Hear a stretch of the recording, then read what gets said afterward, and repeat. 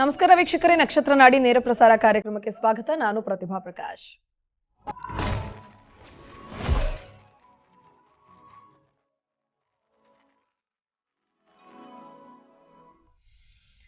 ವೀಕ್ಷಕರೇ, ಕಳೆದ 8 ವರ್ಷಗಳಿಂದಲೂ ಕೂಡ 20,000ಕ್ಕೂ ಹೆಚ್ಚು ವಿದ್ಯಾರ್ಥಿಗಳಿಗೆ ಜ್ಯೋತಿಷ್ಯವನ್ನ ಕಲಿಸಿಕೊಟ್ಟಿದ್ದಾರೆ. ಇವರ ವಿದ್ಯಾರ್ಥಿಗಳು ದೇಶ ವಿದೇಶಗಳಲ್ಲಿದ್ದಾರೆ. ಇನ್ನು ಪ್ರತಿದಿನ ನಮ್ಮ ಜೀವನದಲ್ಲಾಗುವಂತಹ ಒಂದು ಬದಲಾವಣೆಗಳು, ಹಾಗೆ ನಾವು ಮುಂದೆ ಏನಾಗ್ತೀವಿ, ಯಾವ ಫೀಲ್ಡಲ್ಲಿ ಮುಂದುವರೆದ್ರೆ ಒಳ್ಳೆಯದು, ಹೀಗೆ ಅನೇಕ ವಿಚಾರಗಳನ್ನು ನಾವು ನಮ್ಮ ಜಾತಕವನ್ನು ನೋಡ್ಕೊಳ್ಬೇಕು ಅಂದರೆ ಜ್ಯೋತಿಷ್ಯವನ್ನ ಕಲಿಯೋದು ತುಂಬಾನೇ ಮುಖ್ಯ ಅಂತ ಗುರುಗಳು ಆಗಾಗ ಹೇಳ್ತಾನೆ ಇರ್ತಾರೆ. ಹಾಗಿದ್ರೆ ಕಾರ್ಯಕ್ರಮಕ್ಕೆ ತಡ ಮಾಡೋದು ಬೇಡ, ಪಂಡಿತ ದಿನೇಶ್ ಗುರುಜಿ ಅವರನ್ನ ಬರಮಾಡ್ಕೊಳ್ಳೋಣ. ಗುರುಜಿ ನಮಸ್ತೆ, ಕಾರ್ಯಕ್ರಮಕ್ಕೆ ಸ್ವಾಗತ.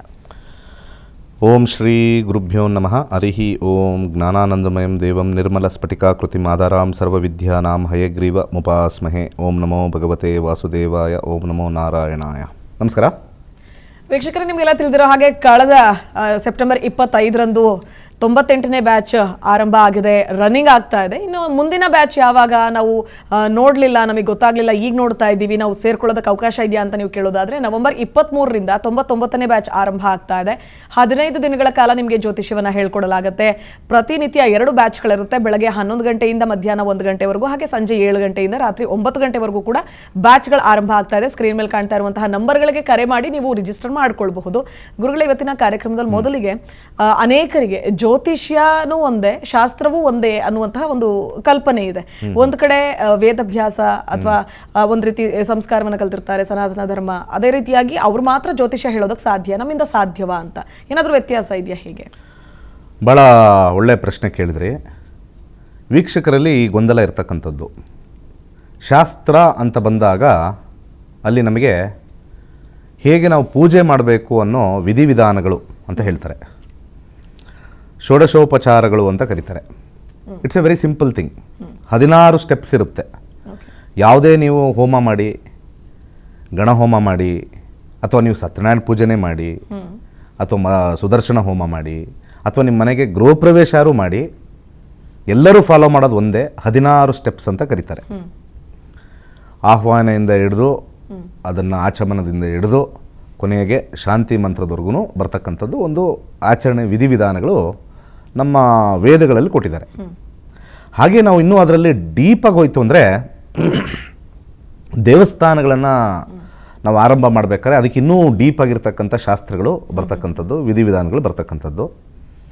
ಹಾಗೆ ನಮ್ಮ ದೇಶಕ್ಕೆ ಏನಾದರೂ ಬರಗಾಲ ಬಂದಾಗ ಕೆಲವು ಶಾಸ್ತ್ರದಲ್ಲಿ ಕೊಟ್ಟಿರ್ತಕ್ಕಂಥ ಒಂದು ವಿಚಾರದಲ್ಲಿ ಅಲ್ಲೂ ಕೂಡ ಹೋಮ ಯಜ್ಞಗಳೆಲ್ಲ ಅದೆಲ್ಲ ಒಂದು ಪ್ರೊಸೀಜರ್ ಅಂತ ಕರಿತೀವಿ ನಾವು. ಪ್ರೊಸೀಜರ್ ಅಂದರೆ ಪ್ರಕೃತಿನ ಒಂದು ನಮನ ಮಾಡ್ತಕ್ಕಂಥ ಒಂದು ವಿಧಿ ಅಂತ ಹೇಳ್ತಾರೆ. ಅದಕ್ಕೆ ಪೂಜೆಯ ವಿಧಿ ವಿಧಾನಗಳು ಅಂತ ಕರೆಯೋದ್ರಲ್ಲಿ. ಸೊ ಅಲ್ಲಿ ಜ್ಯೋತಿಷ್ಯದ ಪಾತ್ರ ಏನೂ ಇಲ್ಲ. ಅಲ್ಲಿ ಜ್ಯೋತಿಷ್ಯಕ್ಕೂ ಮಾಡ್ತಕ್ಕಂಥ ಗಣಹೋಮ ಆಗಲಿ, ಅಥವಾ ಸುದರ್ಶನ ಹೋಮ ಆಗಲಿ, ಅಥವಾ ನೀವು ಮನೇಲಿ ಮಾಡ್ತಕ್ಕಂಥ ಯಾವುದೇ ಹೋಮ ಆಗಲಿ, ಅಥವಾ ಆಚೆ ಮಾಡ್ತಕ್ಕಂಥ ಹೋಮ ಆಗಲಿ, ಜ್ಯೋತಿಷ್ಯಕ್ಕೂ ಅದಕ್ಕೂ ಒಂದಕ್ಕೊಂದು ರಿಲೇಷನ್ ಇಲ್ಲ. ಯಾವ ಗ್ರಹನೂ ಅಲ್ಲಿ ಇನ್ವಾಲ್ವ್ಮೆಂಟ್ ಇಲ್ಲ. ಜ್ಯೋತಿಷ್ಯ ಅಂತಕ್ಕಂಥ ಸಬ್ಜೆಕ್ಟೇ ಬೇರೆ, ಕಂಪ್ಲೀಟ್ಲಿ ಬೇರೆ ಆಗಿರ್ತಕ್ಕಂಥದ್ದು. ಅಲ್ಲಿ ಜ್ಯೋತಿಷ್ಯ ಅಂದರೆ ಮೊದಲು ಶಾಸ್ತ್ರದಲ್ಲಿ ಕೊಟ್ಟಿರೋದು ಅಸ್ಟ್ರಾನಮಿ. ಅದು ಅಸ್ಟ್ರಾಲಜಿ ಆಗೋಕ್ಕೆ ಸಾಧ್ಯ ಇಲ್ಲ. ಫಸ್ಟು ಅಸ್ಟ್ರಾನಮಿ, ನಮ್ಮ ಗ್ರಹಗಳ ಚಲನವಲನೆ ಹೇಗಿರುತ್ತೆ, ನಮ್ಮ ಗ್ರಹಗಳ ಸ್ಪೀಡ್ ಎಷ್ಟಿದೆ, ಹಾಗೆ ಅದು ಯಾವಾಗ ವಕ್ರಿ ಆಗುತ್ತೆ, ಯಾವಾಗ ಅದು ಸೀದಾ ಆಗುತ್ತೆ, ಯಾವಾಗ ಅದು ಪ್ರದಕ್ಷಿಣೆ ಮಾಡುತ್ತೆ, ಯಾವಾಗ ಅದು ಸ್ವಲ್ಪ ಸ್ಲೋ ಆಗುತ್ತೆ, ಡಿಸ್ಟೆನ್ಸ್ ಎಷ್ಟು ಒಂದು ಗ್ರಹದಿಂದ ಇನ್ನೊಂದು ಗ್ರಹ, ಈ ಎಲ್ಲ ಕಲಿಕೆ ಜ್ಯೋತಿಷ್ಯದಲ್ಲಿ ಬರುತ್ತೆ. ಹಾಗೆ ಕಾಲಕ್ರಮೇಣ ಫಲಜ್ಯೋತಿಷ್ಯ ಅಂತ ಬಂದು ಲೇಟಾಗಿ ಬಂತು, ಭಾಳ ಲೇಟಾಗಿ ಬಂತು. ಅದನ್ನು ವರಹಮೀರ ಮತ್ತು ಪರಾಶರ, ಮಾಂತ್ರೇಶ್ವರರು ಅಂತ ಕೆಲವು ಋಷಿಮುನಿಗಳು ಈ ಗ್ರಹಗಳೆಲ್ಲೋ ಈ ಮನುಷ್ಯನ ಮೇಲೆ ಪ್ರಭಾವ ಬೀರ್ತಾ ಇರ್ಬೋದು ಅಂತ ಹೇಳಿ ಅದನ್ನು ಅಧ್ಯಯನ ಮಾಡೋಕ್ಕೆ ಶುರು ಆದರು. ಇಲ್ಲಿ ಶಾಸ್ತ್ರ ಬೇರೆ, ಶಾಸ್ತ್ರ ಮುಗಿದೋಯ್ತದ ಕತೆ. ಶಾಸ್ತ್ರ ಅನ್ನೋದು ನಮ್ಮ ಮನಸ್ಥಿತಿಗೆ, ಮನಸ್ಸಿಗೋಸ್ಕರ ಮಾಡ್ತಕ್ಕಂಥದ್ದು, ಮತ್ತು ಒಂದು ವಿಧಿವಿಧಾನಗಳಷ್ಟೇ, ಪೂಜೆಗಳು, ಆಚಾರ ವಿಚಾರ ಅಷ್ಟೇ. ಆದರೆ ಇಲ್ಲಿ ಜ್ಯೋತಿಷ್ಯ ಅಂತ ಬಂದಾಗ ಇಲ್ಲಿ ಆಚಾರ ವಿಚಾರ ಇಲ್ಲ. ಇಲ್ಲಿ ಪ್ಯೂರಾಗಿ ಗ್ರಹಗಳ ಚಲನೆ ವಲನೆ ಹೇಗಿರುತ್ತೆ ಅಂತ ಹೇಳಿ ಜ್ಯೋತಿಷ್ಯ ಬಂತು. ಅದಾದ ನಂತರ ಈ ಗ್ರಹಗಳ ಚಲನೆ ವಲನೆ ನಮ್ಮ ಮನುಷ್ಯನ ಮೇಲೆ ಏನಾದ್ರು ಪ್ರಭಾವ ಬೀಳ್ತಾ ಇದೆಯಾ, ಅವನ ಜೀವನದಲ್ಲಿ ಆಗು ಹೋಗುಗಳ ಮೇಲೆ ಏನಾರು ಪ್ರಭಾವ ಬೀರ್ತಾ ಇದೆಯಾ, ಅದರಲ್ಲಿ ಏನಾದ್ರು ಆಧ್ಯಾತ್ಮಿಕ ಪ್ರಭಾವ ಇದೆಯಾ, ಅಥವಾ ಆರ್ಥಿಕ ಪ್ರಭಾವ ಇದೆಯಾ, ಮಾನಸಿಕ ಪ್ರಭಾವ ಇದೆಯಾ, ಇದನ್ನೆಲ್ಲ ಕಳೆದ 10,000 ವರ್ಷಗಳ ಹಿಂದೆ ಇದನ್ನು ಅಧ್ಯಯನ ಮಾಡ್ಕೊಂಡ್ಬಂದು ಆಮೇಲೆ ಬಂದಿರತಕ್ಕಂಥದ್ದು ಫಲಜ್ಯೋತಿಷ್ಯ. ಸೊ ಈ ಫಲಜ್ಯೋತಿಷ್ಯದಲ್ಲಿ ಗ್ರಹಗಳು ನಮಗೆ ಹೇಗೆ ಪರಿಣಾಮವನ್ನು ಬಿಟ್ಟು ನಮ್ಮ ಕರ್ಮಗಳನ್ನು ಹೇಗೆ ಸರಿದೂಗಿಸ್ತಕ್ಕಂಥದ್ದು ಜ್ಯೋತಿಷ್ಯ.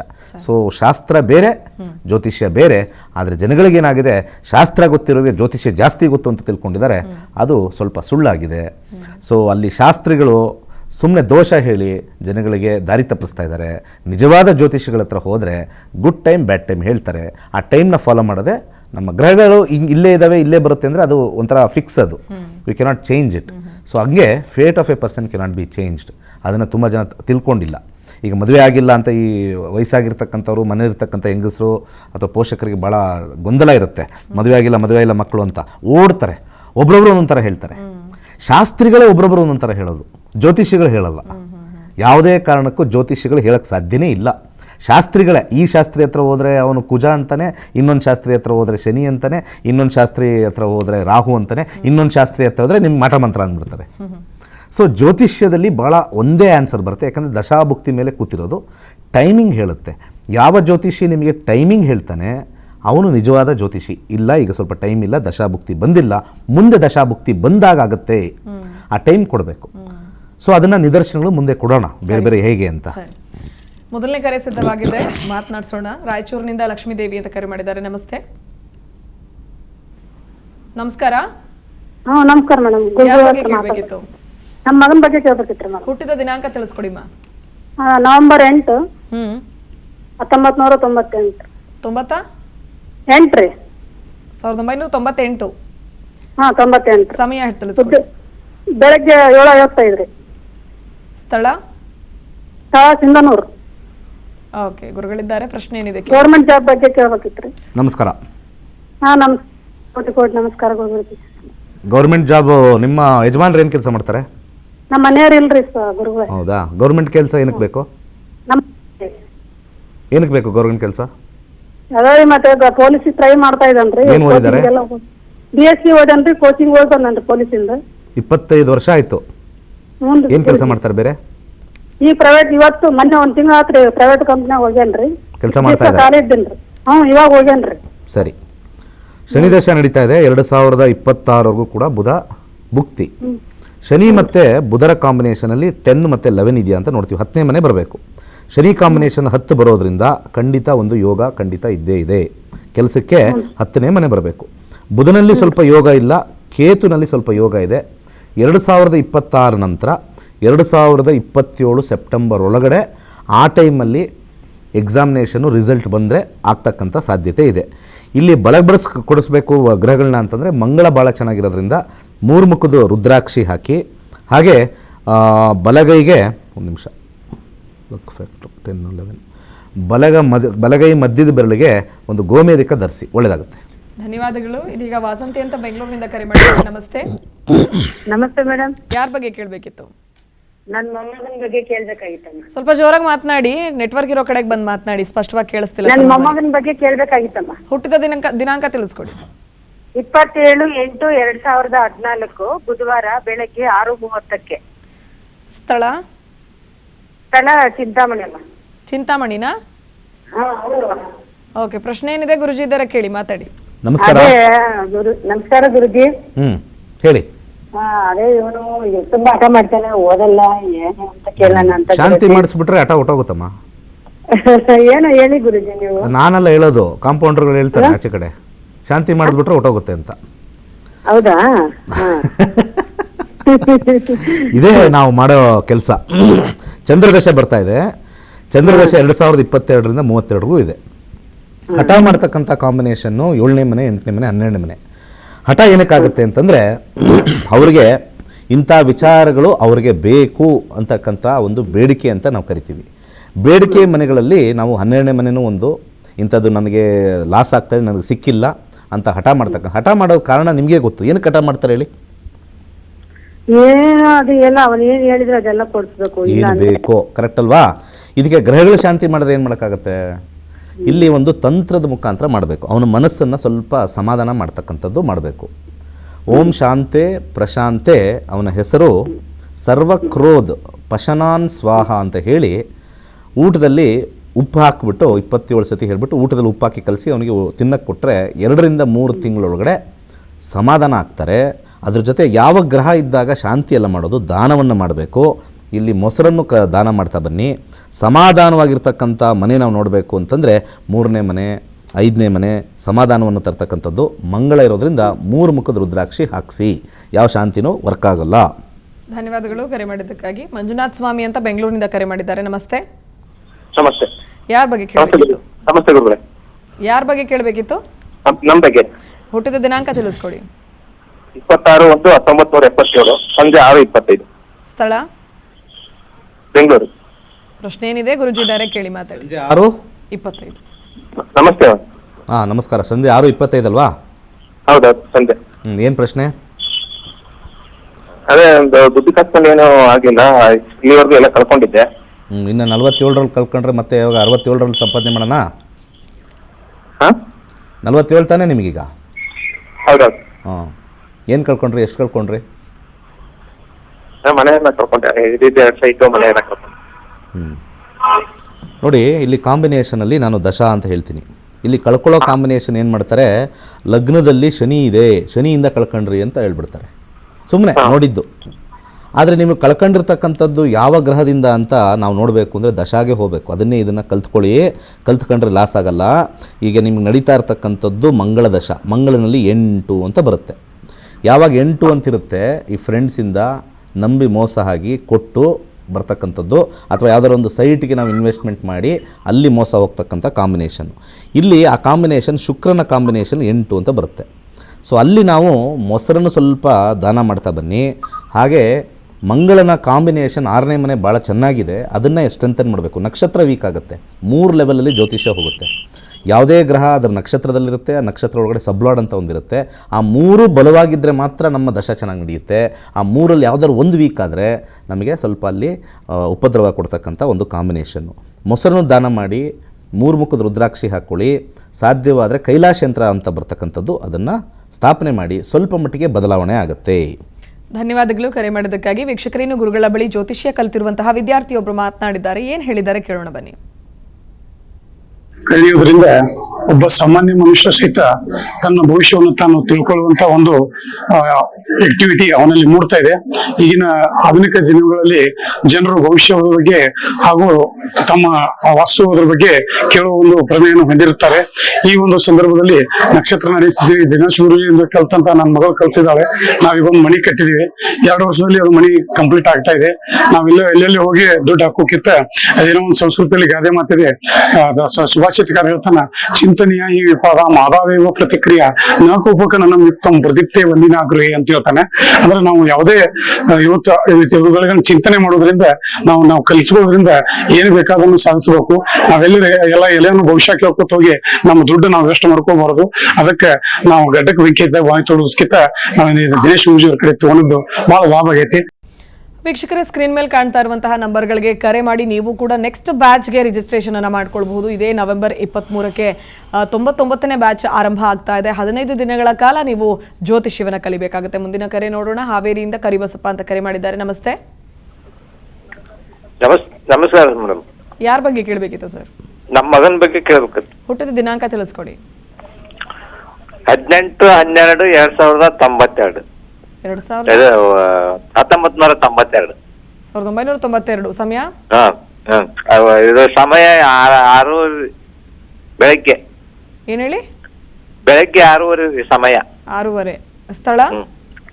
ಸ್ಥಳ ಹಾವೇರಿ. ಪ್ರಶ್ನೆ ಏನಿದೆ ಗುರುಜಿ ಇದ್ದಾರೆ ಕೇಳಿ. ಟಿವಿ ನೋಡ್ಕೊಂಡು ಮಾತಾಡಬೇಡಿ, ಟಿವಿ ವಾಲ್ಯೂಮ್ ಮ್ಯೂಟ್ ಮಾಡಿ, ಇಲ್ಲ ಕರೆ ಕಟ್ ಆಗುತ್ತೆ. ಆಯ್ತು. ನಮಸ್ಕಾರ. ನಮಸ್ಕಾರ. ಹೇಳಿ. ನಮ್ಮ ಮಗನ ಬಗ್ಗೆ ಮದುವೆ ಬಗ್ಗೆ ಕೇಳಬೇಕಿತ್ತು ಗುರುಗಳೇ. ಈಗ ಇಲ್ಲಿ ಮಗನಿಗೆ ನಡೀತಾ ಇರ್ತಕ್ಕಂಥದ್ದು ಇವಾಗ ಸದ್ಯಕ್ಕೆ ಗುರುದಶ ಹೇಗಿದೆ ನೋಡೋಣ. ಮದುವೆ ವಿಚಾರದಲ್ಲಿ ಯಾವ ರೀತಿ ಕೊಡುತ್ತೆ ಅಂತ ನೋಡಿ. ಮದುವೆಗೆ 1ನೇ ಮನೆ, 5ನೇ ಮನೆ, 6ನೇ ಮನೆ, 10ನೇ ಮನೆ ನೆಗೆಟಿವ್. ಇಲ್ಲಿ ನಾವು ದಶಾದಲ್ಲೇ ನಾವು ನೋಡ್ಕೊಂಡ್ಬಿಡ್ಬೋದು, ಮದುವೆ ಇವ್ರಿಗೆ ಸ್ವಲ್ಪ ಕಷ್ಟನೇ. ಅದರಲ್ಲಿ 12ನೇ ಮನೆ ಬಂದಿದೆ. ಯಾಕಿದು ನಾನು ಸ್ಕ್ರೀನಲ್ಲಿ ವೀಕ್ಷಕರಿಗೆ ತೋರಿಸ್ತಾ ಇದ್ದೀನಿ ಅಂದರೆ ನೀವು ಕ್ಲಾಸಿಗೆ ಬಂದಾಗ ಇದು ಗೊತ್ತಾಗುತ್ತೆ ಏನು ವಿಚಾರ ಅಂತ. ಕಾಂಪೌಂಡ್ರ್ ಹತ್ರ ಹೋದರೆ ನೀವು ಇಲ್ಲಿ ನಿಮಗೆ ಕೇತು ಇದ್ದಾನೆ 7ನೇ ಮನೇಲಿ, ಇವನಿಗೆ ಶಾಂತಿ ಮಾಡಿದ್ರೆ ಬೇಗ ಮದುವೆ ಆಗುತ್ತೆ ಅಂತ ಹೇಳ್ತಾರೆ. ಯಾವ ಶಾಂತಿ ಮಾಡಿದ್ರು ಏನೂ ವರ್ಕ್ ಆಗಲ್ಲ. ಯಾಕಂದರೆ ಈ ಕಾಂಪೌಂಡ್ರ್ಗಳು ಕಲ್ತಿರೋದು ಇದೇ ಥರನೇ. ಅದಕ್ಕೆ ಹೇಳಿದ್ದು ಯಾವ ದಶ ಆ ದಶ ಕಾಂಬಿನೇಷನ್. ನೋಡಿ, ಗುರು 11ನೇ ಮನೇಲಿದ್ದಾನೆ, ಗುರು ದಶ ನಡೀತಾ ಇರುತ್ತೆ. ಜ್ಯೋತಿಷ್ಯ ಶಾಸ್ತ್ರದಲ್ಲಿ 11ನೇ ಮನೇಲಿ ಗುರು ಇದ್ದರೆ ಭಾಳ ಉತ್ತಮವಾಗಿರುತ್ತೆ ಅಂತ ಹೇಳ್ಬಿಡ್ತಾರೆ. ಆದರೆ ಭಾವಚಲಿತ ಅಂತ ಒಂದು ಕಾನ್ಸೆಪ್ಟ್ ಇದೆ. ಆ ಭಾವಚಲಿತದಲ್ಲಿ ಆ ಗುರು 10ನೇ ಮನೆಗೆ ಹೋಗಿರ್ತಾನೆ. ಆ 10ನೇ ಮನೆಗೆ ಹೋದಾಗ ಅಲ್ಲಿ ಮದುವೆಗೆ ನೆಗೆಟಿವ್ ಅಂತ ಬರ್ತಕ್ಕಂಥದ್ದು. ಇಲ್ಲಿ ನಾನು ಮೇಲ್ಗಡೆ ನಮಗೆ ಮ್ಯಾರೇಜ್ ಅಂತ ಹಾಕಿದ್ದೀನಿ. ಅಲ್ಲಿ ಗುರುನಲ್ಲಿ 10 ಮತ್ತು 10 ಕಾಂಬಿನೇಷನ್ನು ಸ್ವಲ್ಪ ಕಷ್ಟ. ಕೆಲಸ ವೃತ್ತಿ ಎಲ್ಲ ಚೆನ್ನಾಗಿದ್ದರೂ ಕೂಡ ವಿವಾಹದಲ್ಲಿ ಇವರಿಗೆ ಸೆಲೆಕ್ಟಿವ್ ಅಂತ ಹಾಕ್ತಾರೆ, ಇಂಥದೇ ಬೇಕು ಅಂತ ಹಾಕ್ತಾರೆ. ಇಲ್ಲಿ ಆ ಮನಸ್ಥಿತಿನ ಬದಲಾಯಿಸಿದ್ರೆ, ಈ ಫ್ಯಾಮಿಲಿಯವರು ನಿಮಗೆ ಹೇಳ್ತಾರದು, ನಿಮ್ಮ ಫ್ಯಾಮಿಲಿಗೆ ಹೇಳ್ತಾರದು, ಮನಸ್ಥಿತಿ ಬದಲಾಯಿಸಿ ಜಾತಕನೇ ಇಂಪಾರ್ಟೆಂಟು ಅಂತ ನೋಡ್ದಲೇ ಮುಂದಕ್ಕೆ ಹೋದರೆ ಶೀಘ್ರವಾಗಿ ಮದುವೆ ಆಗುತ್ತೆ. ಭುಕ್ತಿಗಳಲ್ಲಿ ಈಗ ಸದ್ಯಕ್ಕೆ ಶನಿ ಭುಕ್ತಿ ಮದುವೆ ಕೊಡುವಂಥ ಯೋಗ 2711 ಈಗ ತೋರಿಸ್ತಾ ಇದೆ. ಆದರೆ ಇಂಡಿಕೇಷನ್ ಸ್ವಲ್ಪ ರೆಡ್ ಇದೆ. ಅಂದರೆ ಒಪ್ಪೋದು ಬಿಡೋದು ನಿಮ್ಮ ವಿಚಾರದಲ್ಲಿ ಬಂದಿರತಕ್ಕಂಥದ್ದು. ಒಂದು ಮ್ಯಾಕ್ಸಿಮಮ್ ಟೈಮ್ ಹೇಳ್ತೀನಿ, ಈ ಟೈಮ್ ಒಳಗಡೆ ಮಾಡ್ಕೊಂಡಿಲ್ಲ ಅಂತಂದರೆ ಕಷ್ಟ. ಆ ಟೈಮು ಭಗವಂತ ಸ್ವಲ್ಪ ಜಾಸ್ತಿನೇ ಇಟ್ಟಿದ್ದಾನೆ. 2026 ಜನವರಿ ಲಾಸ್ಟು, 31 ವರ್ಷ ಆಯಿತು. ಇದು ಬಿಟ್ಟರೆ ನೆಕ್ಸ್ಟ್ 40ನೇ ವಯಸ್ಸಿಗೆ ಮದುವೆ. ಒಳ್ಳೆಯದಾಗಲಿ. ಧನ್ಯವಾದಗಳು. ಬೆಂಗಳೂರಿನಿಂದ ಸಾನ್ವಿಕಾ ಅಂತ ಕರೆ ಮಾಡಿದ್ದಾರೆ. ನಮಸ್ತೆ. ನಮಸ್ತೆ ಮೇಡಮ್. ಯಾರ ಬಗ್ಗೆ ಕೇಳಬೇಕಿತ್ತು? ನನ್ನ ಮಗನ ಬಗ್ಗೆ ಕೇಳಬೇಕಾಗಿತ್ತು. ಹುಟ್ಟಿದ ದಿನಾಂಕ ತಿಳಿಸ್ಕೊಡಿ. 28/12 2008. ಸಮಯ ರಾತ್ರಿ 10:15 ಮೇಡಮ್, ಬೆಂಗಳೂರು. ಪ್ರಶ್ನೆ ಏನಿದೆ ಗುರುಜಿ ಇದ್ದಾರೆ, ಕೇಳಿ, ಮಾತಾಡಿ. ನಮಸ್ಕಾರ, ಹೇಳಿ. ನಮಸ್ತೆ ಗುರುಗಳೇ. ನನ್ನ ಮಗನ ಬಗ್ಗೆ ಎಜುಕೇಶನ್ ಬಗ್ಗೆ ಕೇಳಬೇಕಾಗಿತ್ತು ಗುರುಗಳೇ. ನೀವು ಜ್ಯೋತಿಷ್ಯ ಕಲೀರಿ, ಬರೀ ಎಜುಕೇಷನ್ ನೋಡೋದಲ್ಲ, ಯಾವ ಡೈರೆಕ್ಷನ್ ನಿಮಗೂ ಬುದ್ಧಿ ಇದೆ, ವಿದ್ಯಾವಂತರು ಅಂತ ಅನಿಸುತ್ತೆ ನಿಮ್ಮ ಮಾತಲ್ಲಿ. ಜ್ಯೋತಿಷ್ಯ ಕಲೀರಿ. ಒಂದು ಸತಿ ಇಲ್ಲಿ ಕೇಳಿದ್ರೆ ಒಂದು ವಿಚಾರ ತಿಳ್ಕೊಬೋದು.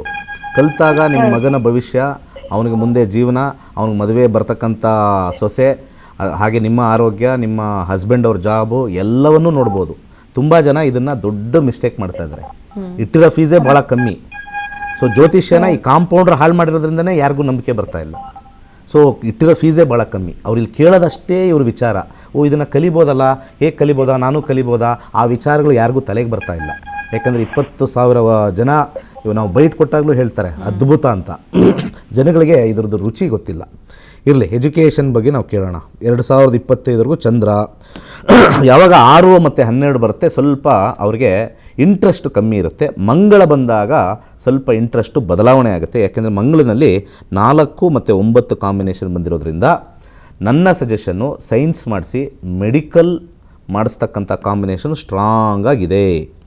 ನೀಟ್ ಮಾಡಿಸಿ ಮುಂದೆ, ಯಾಕಂದರೆ ಇನ್ನೂ 14 ವರ್ಷ, ಇನ್ನೊಂದು 2 ವರ್ಷ 3 ವರ್ಷ ಆದಮೇಲೆ ಖಂಡಿತ ಮಂಗಳ ದಶ ಬಂದಾಗ ಅವ್ರಿಗೆ ಮೆಡಿಕಲ್ಲು ಫಸ್ಟ್ ಲೆವೆಲಲ್ಲಿದೆ. ಹಾಗೆ 6ನೇ ಮನೆಯೂ ಸೇರಿದಾಗ ಇಂಜಿನಿಯರಿಂಗ್ ಸೆಕೆಂಡ್ ಲೆವೆಲ್ ಇದೆ.